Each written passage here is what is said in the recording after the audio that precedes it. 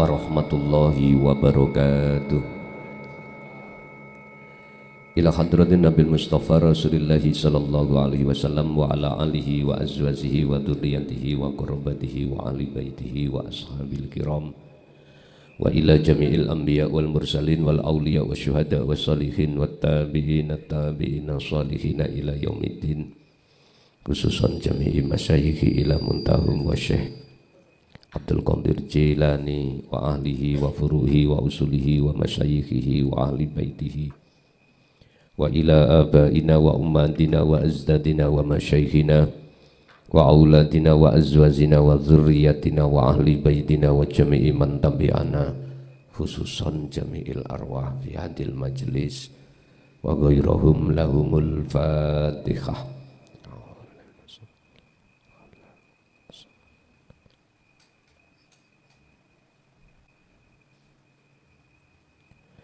Bismillah, alhamdulillah, la haula wa la quwwata illa billah. Asyhadu an la ilaha illallah wa asyhadu anna Muhammadan abduhu wa rasuluh.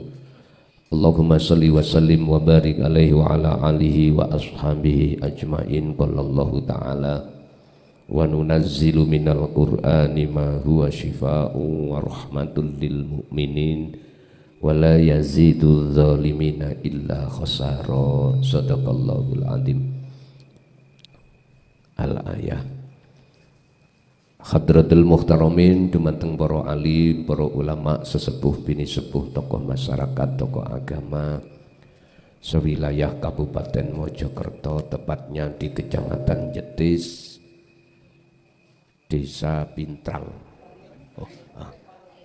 Desa Perning, mohon maaf, pengurus beserta jajarannya, jamaah ingkang rawuh baik di majelis maupun di luar, kulluhum ajmain rahimakumullah. Tidak lupa segenap masyarakat Desa Perning,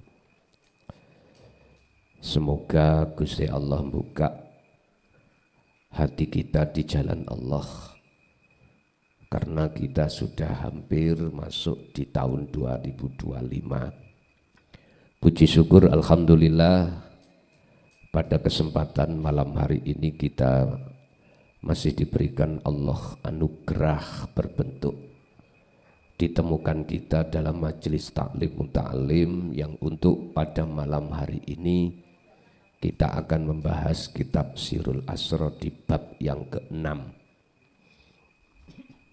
tentang masalah para pejalan di jalan Allah, yang sering disebut sebagai ahli sufi, yaitu ahli hati. Ketika saat jasmaniyah ini campur baur berinteraksi dengan urusan makhluk, hati beliau itu condong hanya pada Allah. Ini disebut sufi itu adalah hati yang selalu condong terhadap Allah. Nah, untuk menjadi golongan ahli sufi itu ada proses-prosesnya, Pak. Dan di antara proses itu tidak terlepas dari taklim muta'alim yang khusus bahas ilmu akhirat, bahas tentang ilmu hati, bukan membahas ilmu jasmani atau ilmu dunia. Tidak. Khusus sufi itu pengajarannya ilmu itu tentang masalah hati. Sebab siapapun kita, jikalau masih belum bisa menerima tentang wahyu-wahyu Allah yang bersifatkan didik pada hati, mohon maaf, pasti hati kita akan terpengaruh dengan nafsu di dalam hati kita sendiri untuk yastahibbunal hayatad dunya. Mesti terpengaruh dengan kehidupan, kesenangan dunia. Siapapun kita, pasti itu bisa dilihat atau dibuktikan di lapangan. Siapapun kita, alimo koyo opo kita, pasti akan terjerat di dalam kepentingan nafsu itu. Tapi bagi mereka yang hatinya sudah bisa menerima, maka beda. Dan ini Allah tuangkan di dalam surah Al-Isra ayat 81 dan 82. Bismillahirrahmanirrahim. Wa kullan omongno sira Muhammad, dawuhkan, katakanlah Muhammad terhadap umatmu. Napa sing dikatakan rupane yaiku ja'al haqqu, utawi tatkalane tekane perkara sing hak. Hak iki perkara keesaan Allah, kebenaran Allah. Mana letak kebenaran Allah? Yaitu ilahukum ilahu wahid, keesaannya. Katakan Muhammad, kebenaran telah datang, wazahako, apabila keterangan kebenaran itu datang, wazahako, lan bakal sirno opo al-batilu, perkara batil. Ini ada syarat dan jawab yang Allah simpan dalam ayat ini. Syaratnya adalah lau ja'a, apabila telah datang yang namanya al-haq, ya mongko wazahako, mongko sirno opo al-batilu, perkara batil. Perkara hak, perkara batil di mata Allah, tidak di mata manusia. Mana perkara hak yang tidak bisa dibantah? Contoh. Kita sebagai makhluk bisanya gerak, sholat, pasti itu ada yang menggerakkan. Siapa? Yang esa. Loh, inilah Pak yang nggak bisa dibantah. Nggak bisa dibantah. Dengan ilmu apapun nggak bisa. Sebab sudah jelas sifati menungso iku la haula wala quwata. Nggak bisa, nggak ada unsur kekuatan kita sebagai makhluk punya kekuatan untuk melaksanakan sholat. Nggak bisa. Atau yang lainnya. Lah, berhubung kita belum bisa menerima al-haq, pasti yang terjadi dalam hati kita merasa kita sendiri yang bisa melakukan. Dan ini terjadi pada diri kita pada saat kita belum mau menerima al-haq. Ini kita yang sudah sadar baru bisa. Tapi ketika kita belum bisa sadar, belum bisa menerima al-haq, nggak sadar. Kalau di dalam diri kita itu ada sang penggerak, yaitu yang esa, Allah Subhanahu wa ta'ala. Akhirnya jatuhnya kita mesti ngaku, ya iki nafsu. Jikalau jenengan mau untuk meresapi pasti seperti itu. Mana perkara yang batil? Keimanan yang kita sendiri yang bisa melakukan, ini perkara batil. Perkara batil. Pengakuan-pengakuan dalam hati kita jikalau yang melakukan itu bisanya dari kita sendiri atau orang lain, makhluk, ini perkara batil. Makanya sekarang kalau al-haq itu sudah hadir datang dalam hati jenengan, mesti jenengan sadar. Sebab prosesi sufi itu adalah pertama sadar kalau selama ini hati kita telah berbuat dolim pada Allah, bukan jasmani loh, hati, dengan bentuk kita ngaku. Sadar beliau, akhirnya bertobatlah. Subhanaka inni kuntu minadz zalimin. Wong Nabi Yunus saya ngaku dolim kok. Masa kita ngungguli Nabi Yunus? Nabi Yunus loh, Nabi atau Rasul ngakoni dolim. Ngakoni dolim. Lah kita sebagai umat ya kebacut. Tahu kebacut ya? Apa bahasa Indonesia ini kebacut? Terlalu kita, kalau kita masih merasa diri kita yang bisa melakukan itu terlalu. Menurut surat Al-Anbiya 87 itu Pak, ceritanya Nabi Yunus merasa dolim di mata Allah itu cuman perkara satu tok. Apa? Gegara. Ajarane iki gak diterima al-haq oleh kaum. Beliau purik. Tahu purik ya? Tinggalkan kaum sambil hatinya medongkol. Napa? Ya Allah, niki ajaran hak dari panjenengan. Kaum kula, kaum saya yang menolak, tolong hancurkan aja. Loh, hati nih Nabi Yunus gara-gara ada nit seperti itu loh. Itu salah. Di mata Allah. Nggih, mohon maaf. Berarti artine ketika saya gak suka pada orang-orang yang tidak menerima dinul haq, padahal itu adalah awal taklim untuk menjadi sufi. Jenengan ditolak, kula niki kok ya medongkol, kula gak bedone ambek Nabi Yunus diuntal iwak. Berarti ngombe kopiku kurang kental. Dolanku kurang adoh. Cara wong Jawa sik kurang jero segarane. Sebab ngeten, Pak.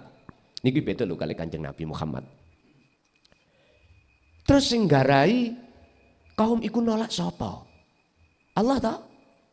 Kalau kita masuk di dalam la haula wala quwata, kita harus sadar. Mereka menolak itu karena siapa? Bagi kita yang sudah masuk di situ jelas karena Allah. Karena Allah.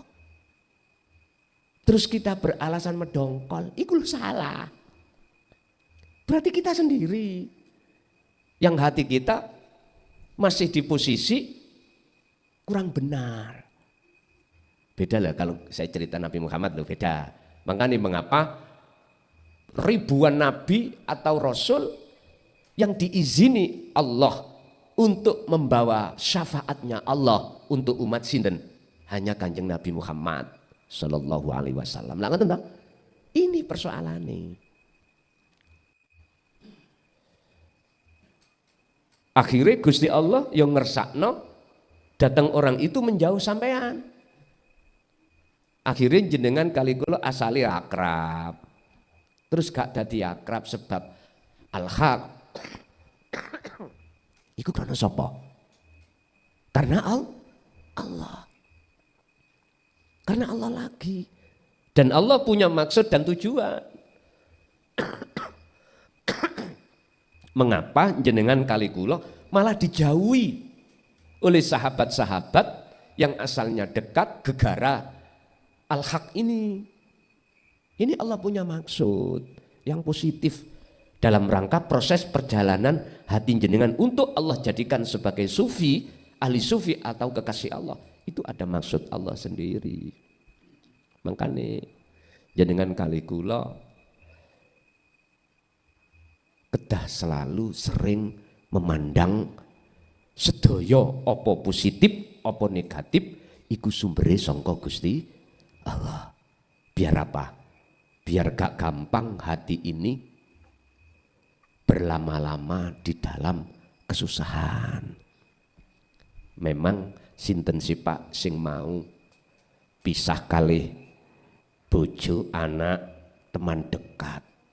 Saya kira nggak ada. Seluruh manusia pinginnya baik-baik saja dalam hubungan hablum minan nas. Tetapi mengapa Gusti Allah ngersakake Beliau-beliau itu mundur menjauhi jenengan. Bahkan jenengan kalau sudah berani belajar al-haq, siap-siapa dikucilkan orang, siap-siapa dijauhi teman dekat asali. Dia siap-siapa. Karena itu memang tantangan dan ada maksud Allah. Kalau kita memandang semua karena Allah, kita tidak akan pernah menyalahkan orang lain. Paham nggih? Ngeten iki 24 tahun itu tak rasake ya ngono kuwi. Ya apa nek ngetutno sifat basariah kita sebagai manusia dengan dasar nafsu. Wis Pak, siapapun kita mesti susah. Lah dipisah Allah dari istri, dari anak, dari teman dekat atau dari harta benda, kemewahan, siapa yang gak susah? Dan siapa yang mau? Dan itu memang sebagai sunatullah proses kita ketika saat menerima al-haq. Makanya Allah itu dawuh, ja'al haqqu wa zahaqal batil. Ketika saat hak itu bisa diterima hati, maka Allah pisahkan perkara batil itu. Ibarat ngeten, jenengan diloro kanker, nang badan terasa nggak penak, sampai konsultasi nang dokter, akhirnya dokter memberikan keputusan atas dasar diagnosa, wajib kanker itu dipisahkan, wajib kanker itu diangkat, dioperasi dari tubuh. Wes, tinggal kita mau apa enggak.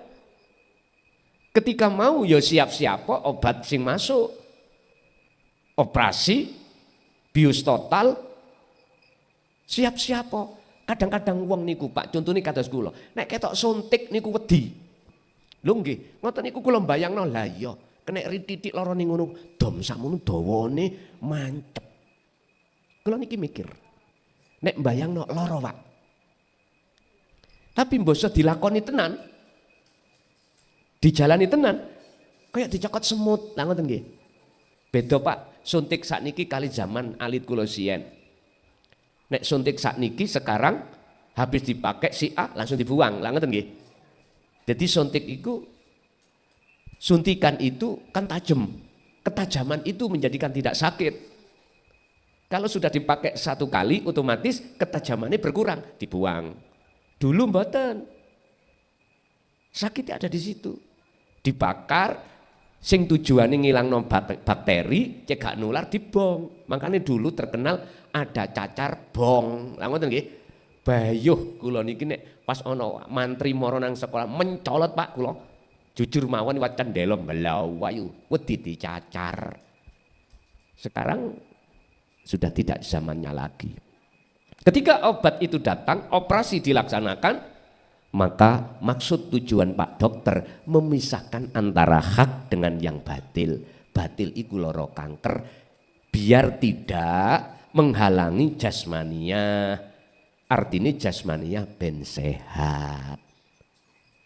Iki umpama ngoten, berhubung kita bahas rohani, rohaniah sampai niki kali kula biar terjaga kesehatannya, otomatis sunatullah berlaku. Jenengan iki dijauhi oleh orang-orang yang hatinya belum bisa menerima al-haq. Paham nggih?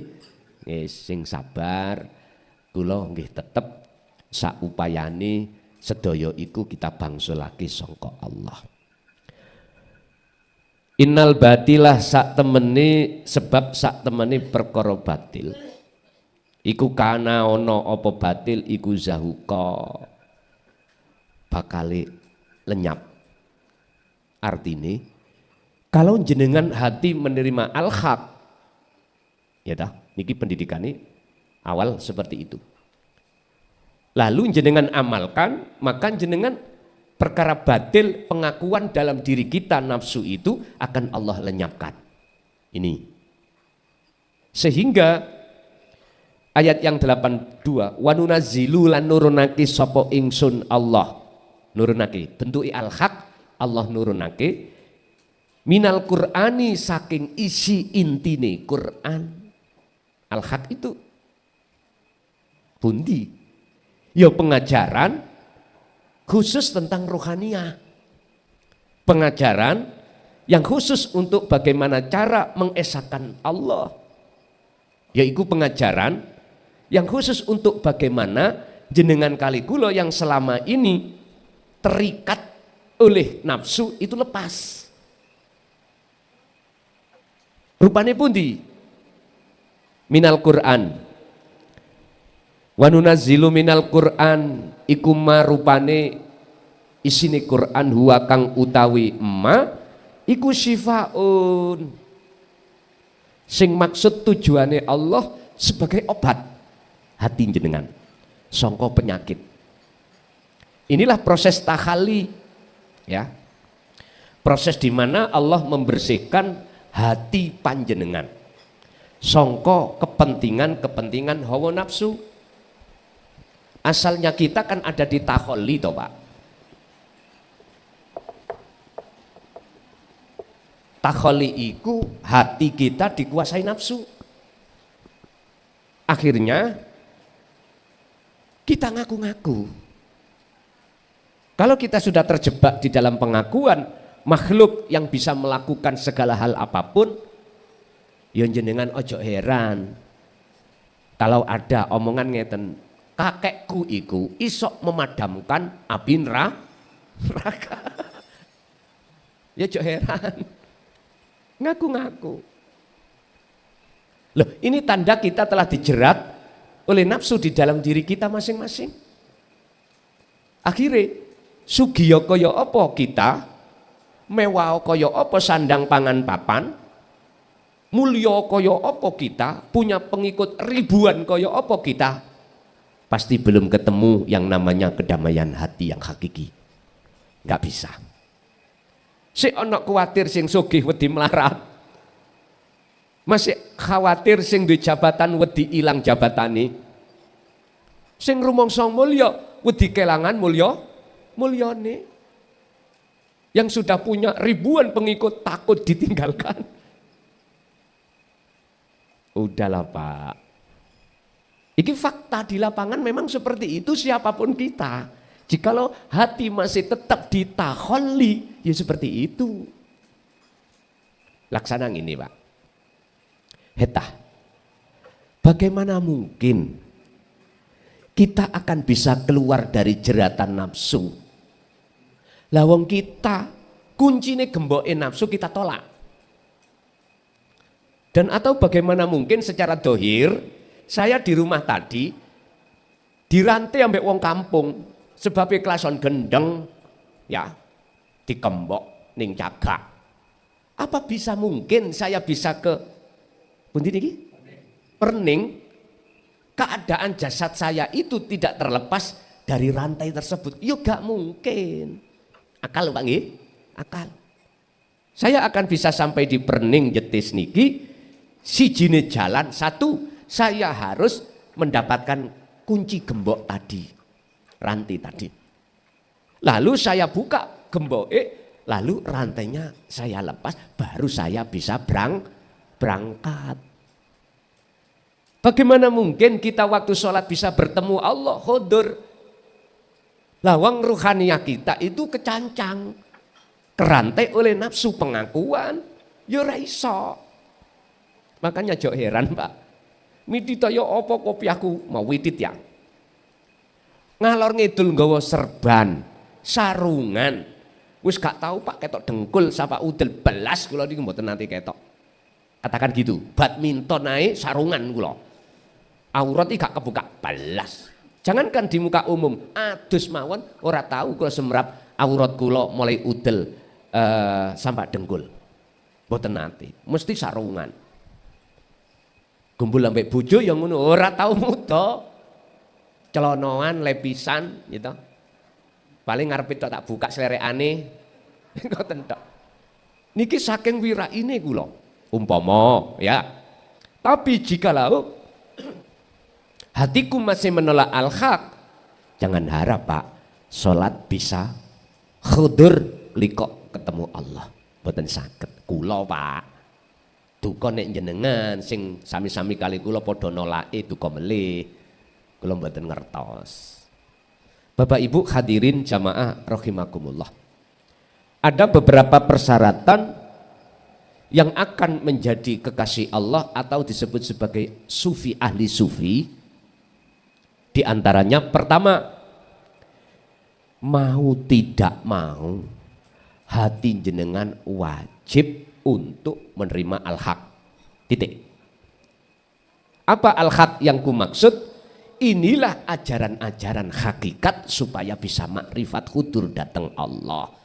Inilah ajaran dinut tauhid, ajaran ilmu khusus ketuhanan, biar bisa mengesahkan Tuhan jenengan masing-masing. Sing Allah silakan Allah, sing Allah silakan Gusti Allah, sing Sang Yang Widi, Sang Yang Sekerta silakan.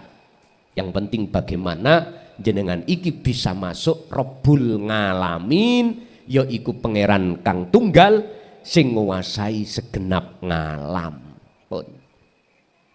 Yang ini sering kami taklimkan, kami serukan setiap hari, baik lewat majelis maupun lewat medsos, saya serukan terus. Dan ini kalau saya hitung sudah terhitung 24 tahun ini Pak, saya menyerukan tentang ilmu keesaan pada Tuhan. Itu yang wajib kita terima. Baik ketika kita belum bertorikoh alias bersyariat pada umumnya, dan atau jenengan yang sudah masuk di torikoh, wajib jenengan menerima al-haq. Wajib jikalau jenengan estu pingin keluar dari rantene hawa nafsu dalam rangka untuk menghadap marek ketemu Allah. Dalam surat Maidah kewajiban ini dituangkan di situ. Ya ayyuhalladzina amanu taqullaha wabtahu. Wajib kita untuk mencari ilaihi, untuk mendekat dan bertemu Allah, mencari al-wasilata, tali langsung hubungan hati datang Allah. Pundi al-wasilah ini. Inilah Pak yang kumaksud. Hablum minallah, tali langsung pada Allah yang disebut zikir, zikron kathiron. Sejatine zikir, bukan dikir-dikiran, tapi sejatine zikir. Budi sejatine zikir. Zikir niku bahasa Arab, bahasa Indonesia ingat, Jawa ne eling. Artine hati harus ada satu kesadaran bahwasannya yang melakukan segala hal gerae makhluk mati atau makhluk hidup sedaya niku sumbere Gusti Allah.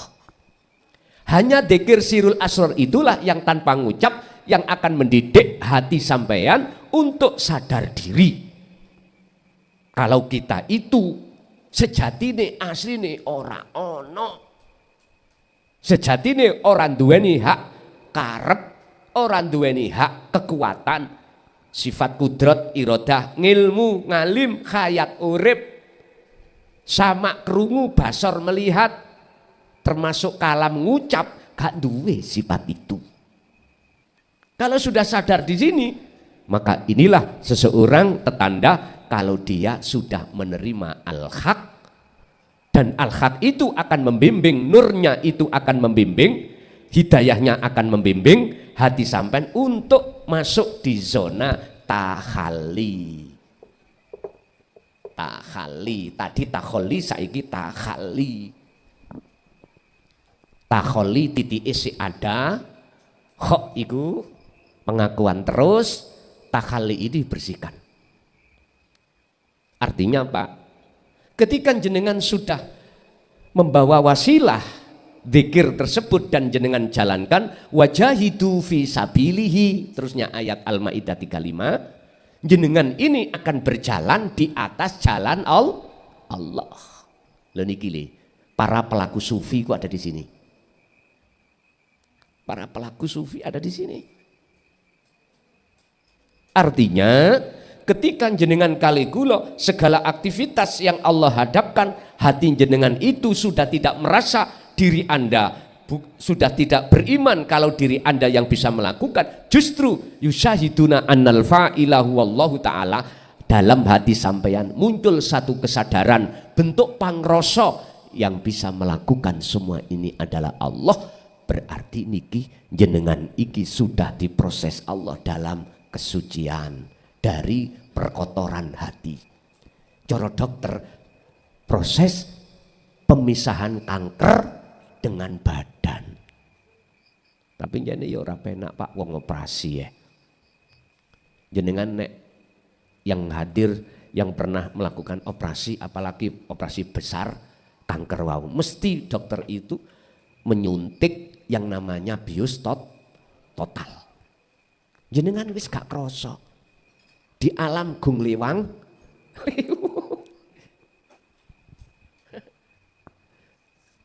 jadi dia del-del ambek Pak dokter itu gak kroso. Sampai arepe mblayu ya ora iso. Enggak ada kekuatan untuk tangi belum wayu mboten enten. Saking begitunya ya kekuasaan Allah berupa ilmu yang dititipkan Pak dokter. Insyaallah Pak, sampean nanti duwe kuwen mboten? Kok kuwen? Napa niku jenenge mata ikan ning sikil. Bobol wong Jawa. Coba sampean pundhut ambek tang. Pisahe rasane ya Allah, lawara. Tapi nek sampean konang dokter dibiosik terus dicupoki ambek alat oleh dokter gak krasa. Banjur dijahit maneh. Krasa-krasane panas, kalau biose reaksinya habis. Makanya jenengan dikasih, kalau pulang dikasih obat antibiotik dan lain sebagainya supaya menahan rasa nyeri yang diakibatkan habisnya reaksi bius. Jadi jenengan iki khalwat iku dibius Allah. Tujuannya khalwat ya apa Pak? Yakfur bitagut wa yu'min billah. Tinggalkan ngalam dunya menuju alam akhirat. Niku khalwat. Yakfur ninggalno sira atau huta perkara dunya. Hati atau ruhania. Terus kemana? Ketika kita meninggalkan alam dunia roh iki. Wa yu'min billah untuk bertemu Allah. Alam akhirat. Loh disitulah jenengan niki nek gak dibius mesti lara. Sebab lepase keakuan hamba dari diri kita iku Pak abot. Ngelepasno ngaku-ngaku iku abot. Luwara ya kan. Nggih nyuwun sewu. Jadi secara enggak langsung ilmu ini termasuk obat. Makanya Allah mengatakan ma huwa syifaun. Quran ini sebagai obat. Sebagai obat. Ilmu ini sebagai al-haq yang didatangkan sebagai obat di dalam hati. Tinggal jenengan purun nguntal apa ora, menelan apa tidak. Itu tergantung jenengan. Nek jenengan pingin waras atine sangka dene bisikane nafsu, ya harus kita ontal, kita telan. Nah, ketika kita menelan Bapak Ibu, iku bentuk jenengan melakukan kholwat. Gak krasa. Jenenganku nek dipisah dengan penyakit iku gak krasa. Makanya ayat berikutnya warahmatun di samping sebagai syifa obat warahmatun. Apa rahmat? Pertolongan Allah, isinya bertemu Allah. Dan ini hanya diberikan terhadap lil mukminina, hanya berlaku pada orang-orang mukmin. Sinten sih wong mukmin iku? Ya wong sing hatinya sudah masuk di ihsan. Sudah masuk di ihsan. Dalam ayat lain, lakukanlah itu dzikron katsiron fasabbihuhu bukratan wa asila. Baik siang maupun malam, lakukan dzikir itu yang disebut kholwat. Lakukan. Sebab nyun sewu, iblis iku nggodhone gak awan tok, ya sak bengine. Iblis iku nggodha, nafsu iku nggodha, tidak ketika saat jasad ini repot urusan dunia saja, ndak. Ketika kita sendiri, nafsu iku bisik terus.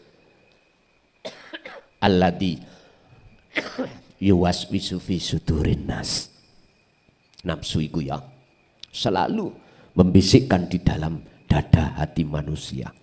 Contoh, waktu kita gak bersama jasad orang lain, sendirianlah.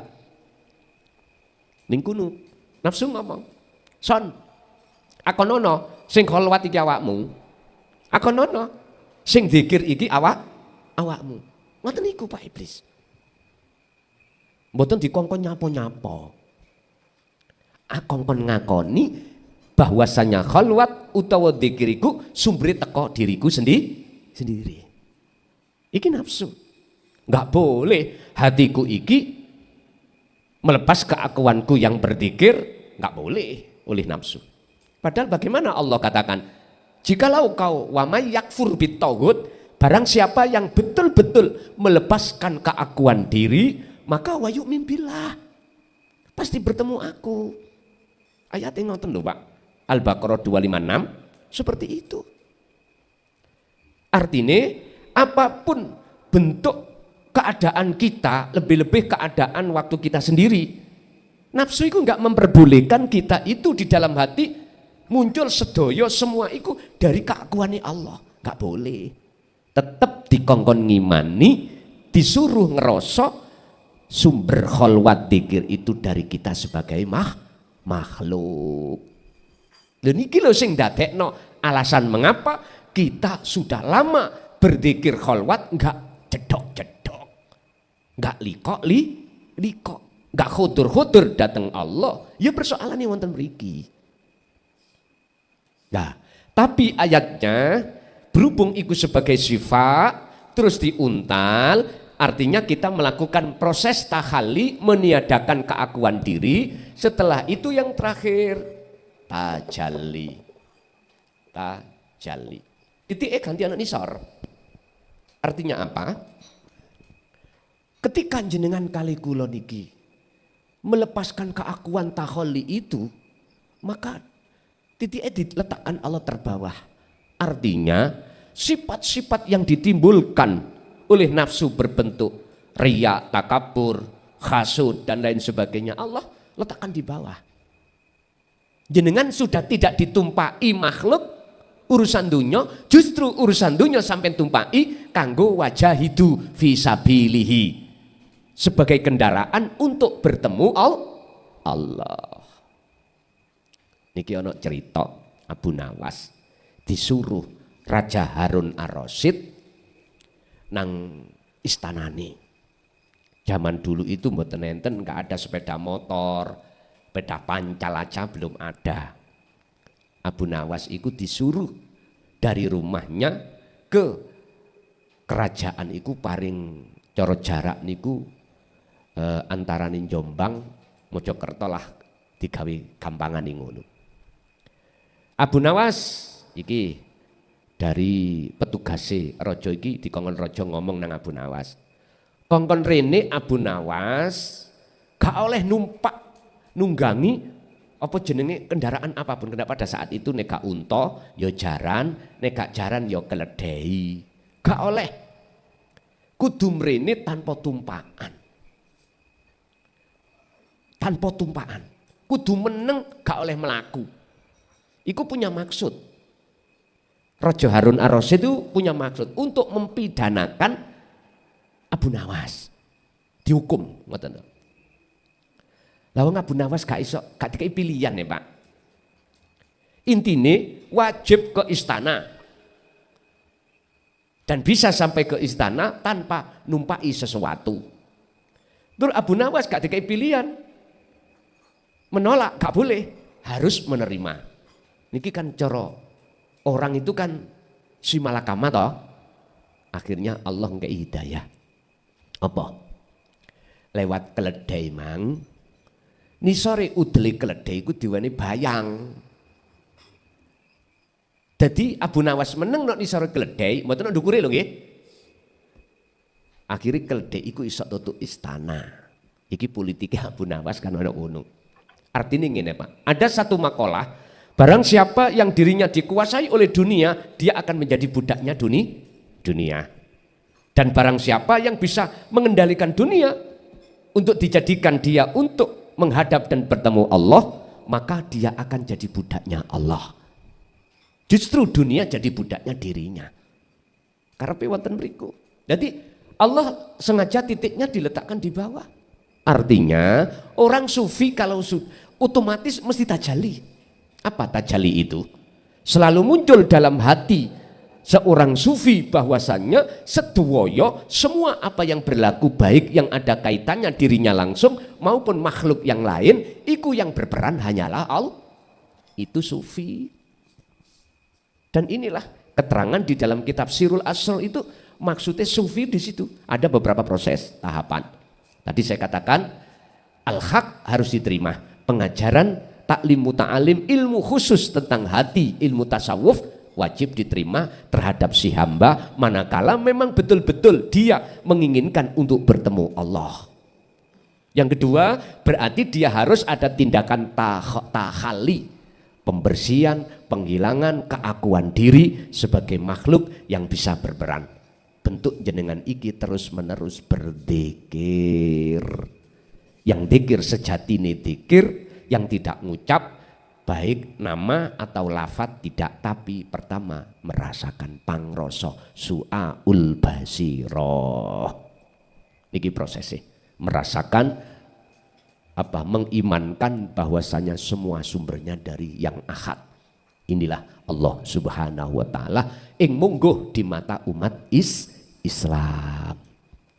Iku tahalli. Setelah proses ini Allah lakukan, wah rahmatun, rahmat berarti tajali. Disitulah yang disebut bertemu Allah. Dan ini khusus bagi wong sing mukmin yang kami sebut ihsan. Tapi wala yazidu lan ora bakal dadi tambah adzalimina ing maring wong sing nolak al-haq. Ketika obat itu didatangkan Allah, al-haq bentuknya, bagi orang yang menolak tidak akan menjadikan dia beriman, justru illa khosaro, kejaba mereka tambah rugi. Rugi, apa ruginya? Mohon maaf, dia menolak tentang obat itu, dia nggak akan pernah sembuh. Kanker sik tetep ono. Bahkan dalam surat Al-Baqarah Allah katakan fi qulubihim maradun ya fazadahumullahu marada. Penyakit itu, kanker itu tidak akan pernah hilang. Berhubung dia membiarkan dan menolak obat tersebut, ya fazaduhum marada, bertambahlah penyakitnya, bertambah kambuh, bertambah besar. Bapak Ibu, jadi ketika ajaran al-haq didatangkan di tengah golongan kita yang masih belum mengenal al-haq, ya dah. Kalau kita golongan zalimin, mesti sakit hati. Jangan heran. Jangan heran kalau dia ngalih. Apa ngalih? Meninggalkan. Nggak mau. Mana illa khosaronya, ruginya? Mohon maaf loh Pak, mohon maaf sekali lagi. Saya nggak ada unsur paksaan, enggak. Di dunia sudah bisa dilihat ketika kita masih di dunia. Ketika kita menghadapi persoalan apapun, nggak mungkin dalam hati kita itu ketemu kenyamanan, nggak akan. Nggak akan. Persoalan apapun ini, baik enak maupun tidak enak. Oke lah yang enak, kita berbisnis, labanya besar, enak. Tapi sesaat enakmu karena dorongan dari nafsu. Tapi setelah itu kau ketakutan kehilangan enak itu siapapun kita. Padahal kita sama-sama sudah sadar bahwasanya semua itu akan kita tinggalkan. Tapi berhubung nafsu itu selalu membisikkan terhadap kita, iku kekal. Sampai nggak sadar kalau itu milik Allah. Kita nggak sadar kalau itu bukan milik kita. Akhirnya kita aku-aku, otomatis rasa khawatir, gelisah, pisah dengan kekayaan, dengan jabatan, dengan hal-hal kehormatan akan terasa takut. Bentuk ketakutan itulah Pak dikatakan sebagai ketidakadaan kenyamanan, kedamaian di dalam hati kita. Koyoke kita disawang wong enak bae dadi kepala desa. Oh enak.